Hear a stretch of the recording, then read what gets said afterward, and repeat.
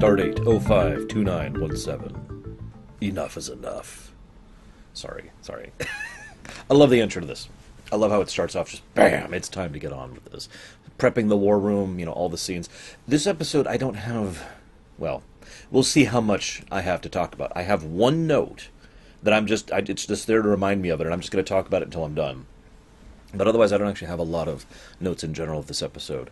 This is one of those episodes I've been prepping for, though. You may or may not remember, all the way back in passing through Gethsemane, I mentioned how that was one of the episodes that I wanted to talk about before I even started doing the Babylon 5 stuff. This is another one of them.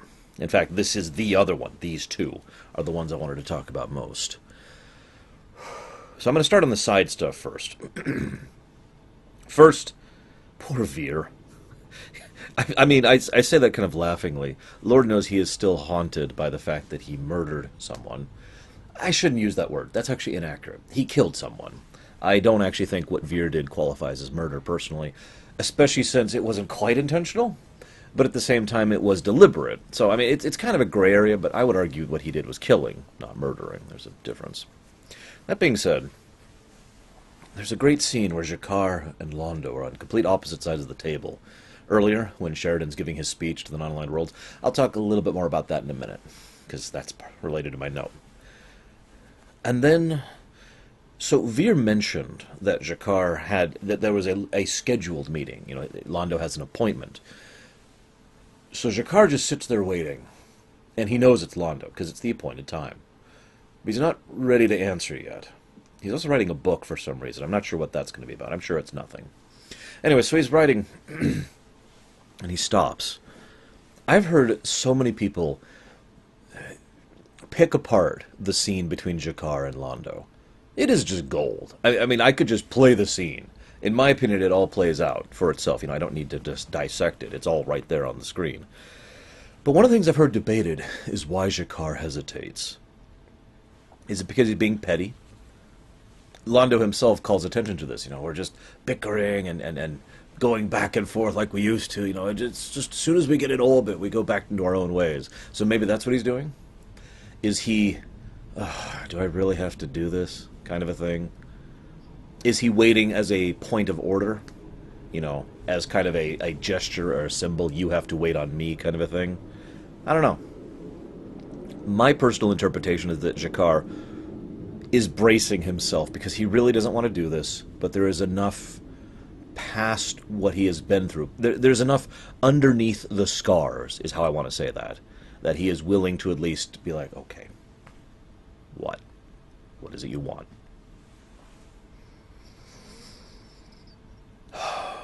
What I find most interesting about the parallel between these two characters, in addition to the fact that they both had perfect actors, is as Londo himself calls attention to it, they are both patriots. They both care about their people, arguably more than they care about anything else at all. Both Londo and G'Kar have put on the line everything for their people. But what is most interesting to me about this is we have two people who, in many ways, I don't want to say mirror so much as inverse each other. Because what we have is one person who had to suffer horrible things in order for his people, and another person who had to perpetrate horrible things for his people. Now, those probably do not sound equal, and you are totally okay in thinking that. But for a good person, for someone who has a moral center, for someone who cares, for someone who has sympathy, being forced to do terrible things is not exactly a walk in the park. If you have some kind of moral fiber, some ethics to you at all, having to go through with these nightmarish events is also pretty terrible. It is, whether it is as bad as being tortured and whipped and having the eye ripped out or not, that's debatable. Probably not.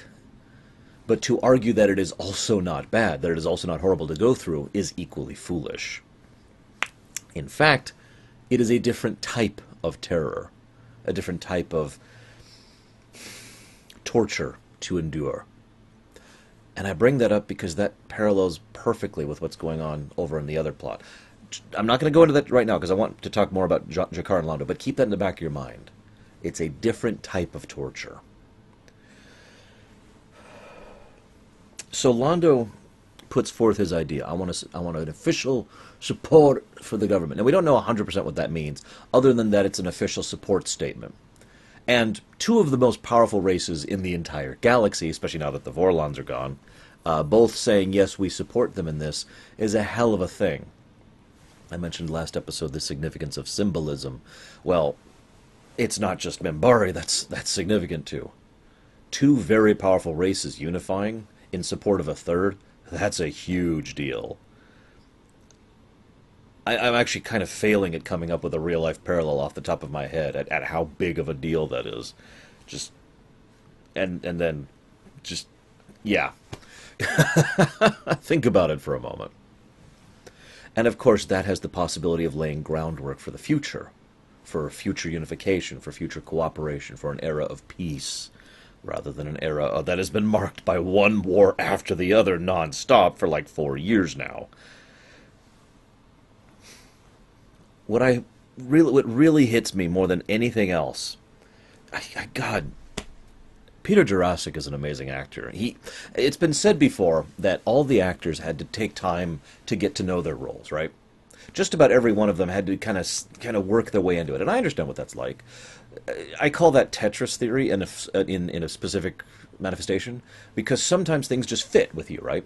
Speaking as someone who has done voice acting and theater acting in my life, I understand exactly what it's like to be handed a role and just be like, boom, and it just clicks. You don't have to think about it. You don't have to really force it. It's just smooth and natural. And that is exactly what Peter Jurassic has been for Londo pretty much from day one. He walked onto the set and bam, Londo. And he has owned that ever since. Jakar with Andreas Katsulas is another excellent example of that. Most of the other actors had to kind of work it in order to get into their roles. So I bring that up, though, because watch his face. I know I say that so much on this show. In my opinion, one of the worst feelings in the world is hope deferred. It's that feeling when, things are bad, okay? I got to explain this out. I can't summarize this. You need to understand what this feels like. Things are bad. That's where you're at. But then things might be getting better. Like something good might happen in the midst of all this bad. And you look at that, and you know what that feels like, don't you? I bet every single person listening to me right now knows what that feels like, where there's just this, like you're taking a fresh breath for the first time, as it's like, oh my God, this might work out. Or this might go better. Or this might be better, and then no. And then that's hope deferred right there. You start bad, and then it's like, oh God, things are going to go better. And then they crumble because nope. And he puts away the drink. It's worse than if he had just done it initially with no hope. Messed up to think about, isn't it? And Peter Jurassic nails it. He only says one line. I don't remember what it is. It was just like, as you wish, or something like that. And his face. Oh my God. And then he walks out in silence. Brilliant. And then to fast forward significantly, right at the end of the episode, Jakar sits down next to him. Takes the drink, drinks it. On this one issue, we are united. Separate page. Do you understand? And Londo's like, yes. And Londo's, again, brilliant facial acting. You can see the shock. And then I say shock because, going back to the hope deferred, hope fulfilled is one of the best feelings in the world. Speaking from personal experience, that's just my opinion. Because it's the same path except better, because you start dark, and then it's like, wait, things might get better. Oh my God, things got better? And then there's like that shock where you can't quite believe it. And then you seek to verify, wait, are things better? Things are better, oh my God. And then it just, and you see all of that play out as his face as he goes from like shocked to grief to guilt and then to relief. And it's just, oh my God.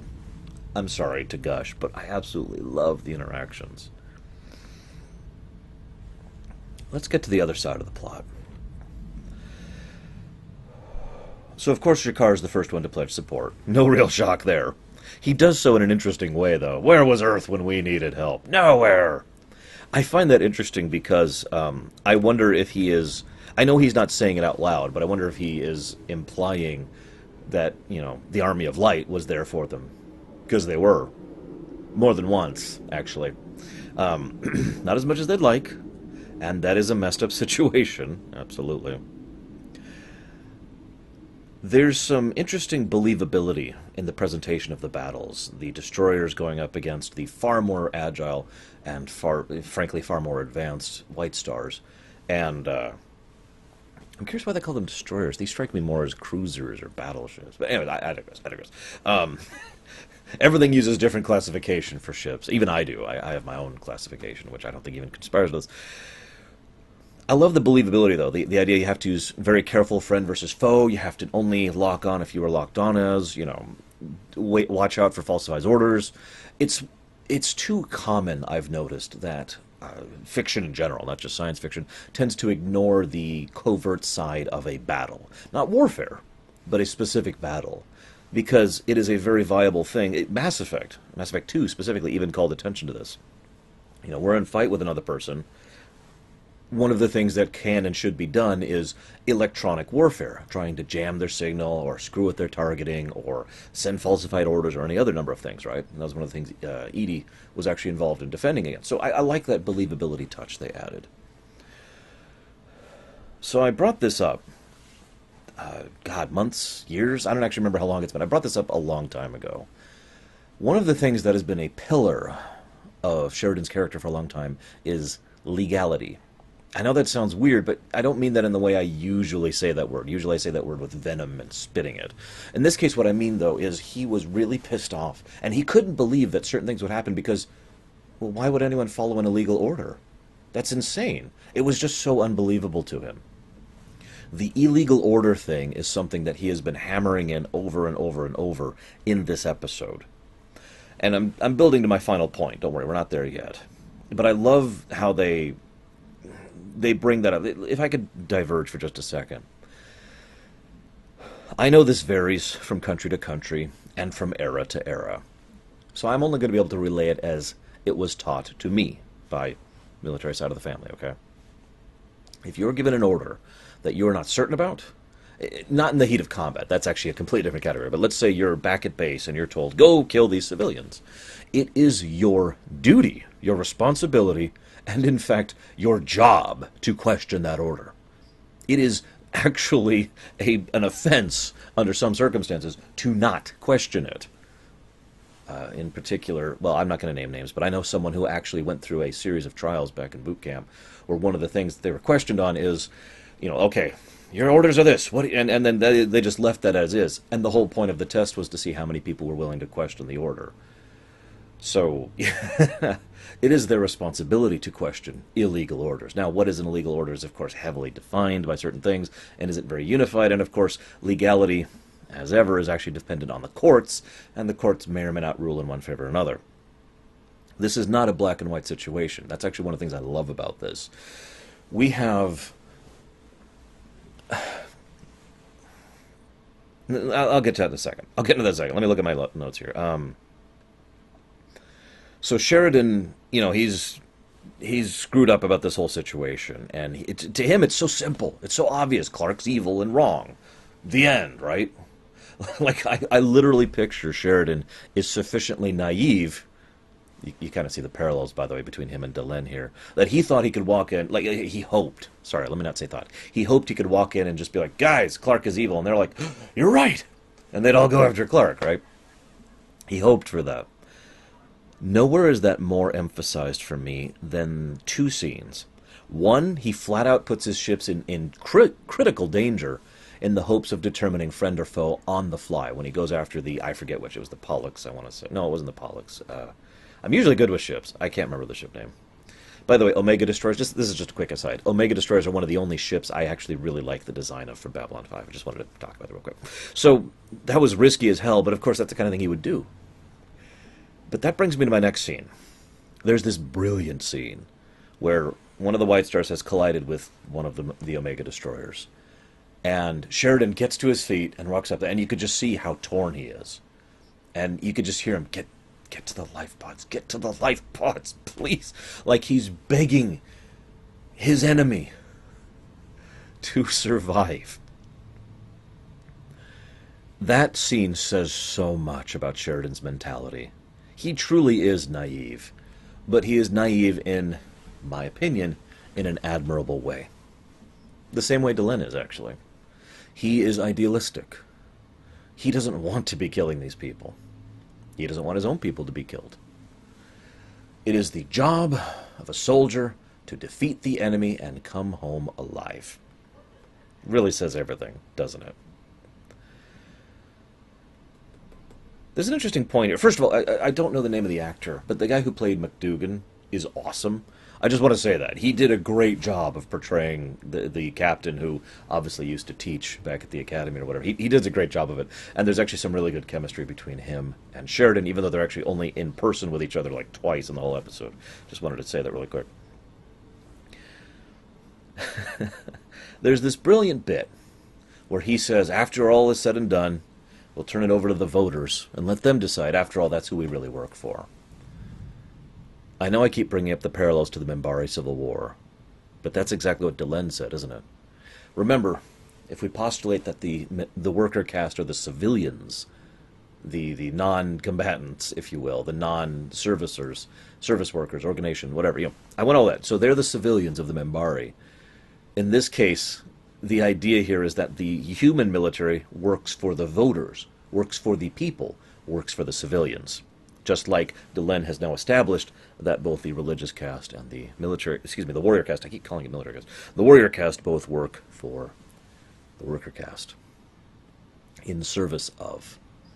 It's a nice little touch, and it's a nice little parallel. But it brings me to an interesting point I want to talk about before I will finally get to my main point, which I haven't even touched on yet.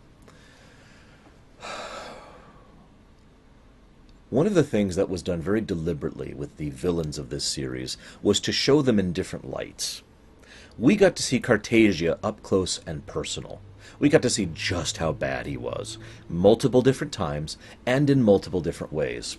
He flip-flopped between standard crazy and psychopathic or psychotic, depending on how you want to define that, and being just kind of wrong in the head more than once. He was a very visible villain, a lot of screen time. Bester, the far more fleshed out, developed, complex villain, played as ever by the amazing Walter Koenig, is another, lots of screen time villain. He is, of course, not quite as much of an antagonist as Cartagia was, but nevertheless he is clearly within the villain category. Then we have Clark. I could be wrong, but I think we've seen Clark, twice? Ever? I'm not sure we've ever actually seen Clark in person at all. We've always seen, his face talking to a webcam, basically, kind of like I'm doing right now. And that's it. Now, I've heard some people say that this is a bad thing. In fact, I actually had a really long discussion about the different villain types of Babylon 5 with a friend of mine several years ago.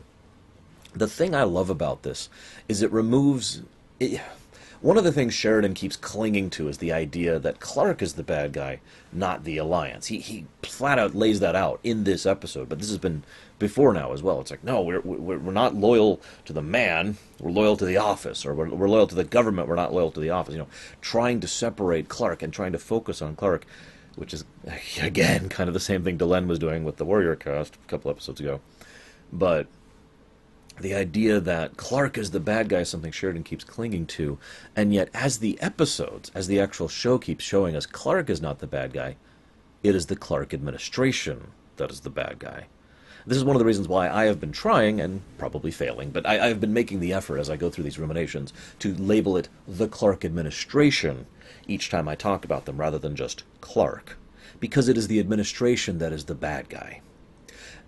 And that wonderfully ties in with what I was talking about earlier. It is a different type of torture, or in this case, it is a different type of war.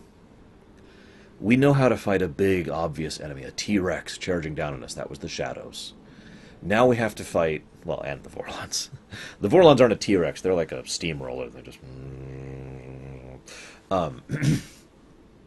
But now we have to fight against the Clark administration, which isn't a whole organization. It's not all of Earth or all of the humans, but it's also not one person like Cartagia was, or like Bester is. It's a group of people who are infiltrated on many levels in many ways, across most of the organization. It's a much more insidious and difficult to root out kind of a threat. And I love it for that, because completely different type of thing. Which brings me to my point finally. I can go ahead and put away my notes now. I'm not going to need them at this point. One of the things I have talked about most frequently when it comes to analyzing fiction is the definition of victory. I cannot tell you how many times I have had, this usually applies to villains most often, but how many times I've had a character or an organization's methods called into question. Now, in the interest of fairness, a lot of the times the bad guys are stupid because they have to lose. That's a fairly common thing. But that's not always the case. I get the feeling that some people just automatically default to that because of how common it is. And fair enough. But many times I find instead it is the definition of victory that is causing the villains or the good guys or the organization or whatever to hold back the way they are. You're probably wondering what the hell I'm on about, so let me just cut to the heart of the issue because, as it is defined within this episode. Sheridan is a war hero who has the support of a huge number of humans and a much larger group of aliens who more or less literally venerate him. I wouldn't be surprised if some of them worship him. Sheridan has access to the White Star Fleet, the resources and economy of Babylon 5, which, despite its struggling, is still functional and can withstand this kind of a hit, the League of Non-Aligned Worlds, the Narn, and the Centauri. And, let's be honest, he probably would have the ability to have the Minbari at his side as well if he really called for it. He has the might of what is effectively the rest of the galaxy that he can call upon if he wanted to. So if this was just a battle that he had to win, then he would. I've brought this up many times over on Voyager, because one of the hardest things for a writer to do is to take a set of protagonists who have access to many tools at their disposal. In the case of Star Trek, it's usually the Enterprise or Voyager itself, or all the technology they have access to. In other fiction, it can be magic or personal power or allies or resources. It's difficult from a writer's perspective to look at a hero or heroes or protagonists who have all these resources and to still challenge them, because even with a little bit of creativity, those resources tend to be very useful. And so, and I've talked about this extensively on Voyager, one of the most clever things a writer can do is to define victory such that they can't win the normal way. That it's not about just beating the enemy. Because if it was just about beating the enemy, then they would, and it would be over. But it's not. Sheridan can't just swoop in and wipe out all these people. First of all, he is too ethically bound to try and kill his own people. Remember what I mentioned earlier about him just begging them to get to the life pods. He does not want to start massacring his own people. First problem. Second problem, he does not want to actually be doing what Garibaldi has been thinking he's doing. He does not want to be the person who is like, I will establish this new order, this new regime of blah. No. He's doing what he feels is right, and actually has every plans to submit to the courts. He doesn't say that flat out, but I think this is the first time they hint at the fact that when this is all over and the Clark administration is removed, Sheridan will be like, all right, what are you going to do with me? Let them sort it out. After all, they're the ones we really work for. So just moving in and winning is not actually the objective. He could do that. That would be easy. No, he wants to win the right way. He wants to win with minimal. So he wants to remove the Clark administration, which is already difficult, without going after the rest of EarthGov or EarthDome as much as he can, while minimizing the loss of life as much as he can, while still liberating the colonies who are actively dying as we speak as a result of the onslaught. And on top of all of this, he has to do it without aliens. One of the biggest things that the Clark administration has been pushing from the very beginning is anti-Earth propaganda. Now, we've actually already talked about this, so I don't want to go further in depth into that. But what do you think it would do for the Clark administration if Sheridan came swooping in with a fleet of aliens? If they were smart, which is admittedly a dice roll, they would look at that and be like, oh, you have handed us such a victory. Because, yeah, they could go in and they could win militarily, but they could never hold it. They would be able to use that against Sheridan, not just in the immediacy, but for years to come. They would be able to use that to validate all of their thoughts and feelings about aliens influencing humans. They would be able to start a second wave of anti-alien bias, and the whole anti-alien thing would, let's be honest, get much, much worse. And it's already pretty bad, as we've seen in this show. So, Sheridan is suddenly deprived of most of the resources at his disposal. And he can't just defeat his enemy. And he's not even sure who his enemy is. And that is the definition of victory. And it is brilliantly constructed so that this is an equal challenge of the Shadow War, even though, well, okay, let me take that back. It is still a challenge that may or may not be the equal of the Shadow War. Because that, again, ties back to my earlier point. What Londo has gone through probably isn't the equal of what Jakar has gone through. But it was still pretty horrible. And what Sheridan is going to be going through is still pretty horrible. I also love, if I may, the idea of the politics involved are interesting to me. And that's one of the reasons I praise this specific episode, and I wanted to talk about this specific episode. You guys know I eat up politics, at least fictional politics. So we see an interesting spread of the captains. Of course, Macdougan is on our side because he's awesome. But then we see the woman. I don't remember her name, but the woman of the second in command of the Heracles, the one who relieves Captain Hall. I don't know why I remember his name. Of the Heracles. He was actually a guest star over on TNG a few times. Anyways, her, right? She is a wonderful example of how this is a very gray situation. Hall was pretty black.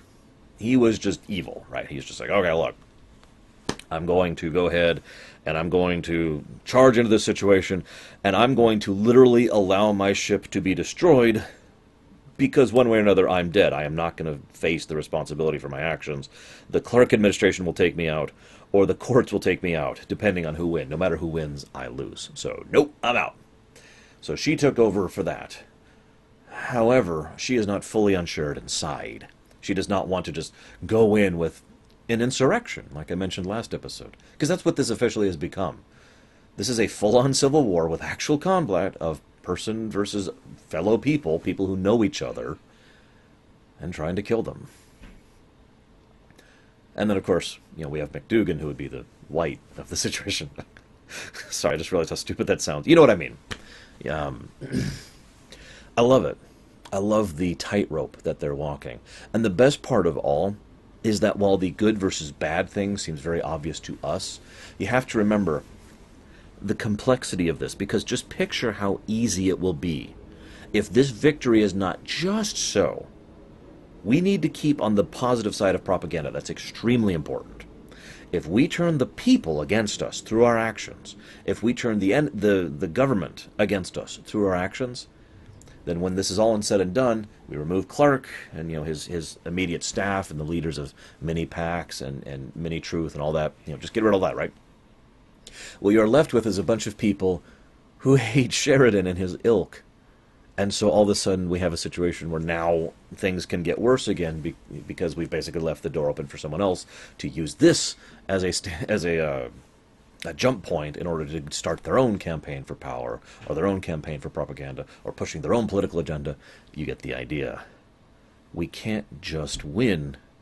We have to win the right way. And that is the definition of victory. And I love that. Quick aside before I cut off for today. Garibaldi is only in like 2 scenes in this episode. But he finds out that the insurrection has happened, and he says, it's wrong. And then there's a scene at the end which has no impact whatsoever, but it should.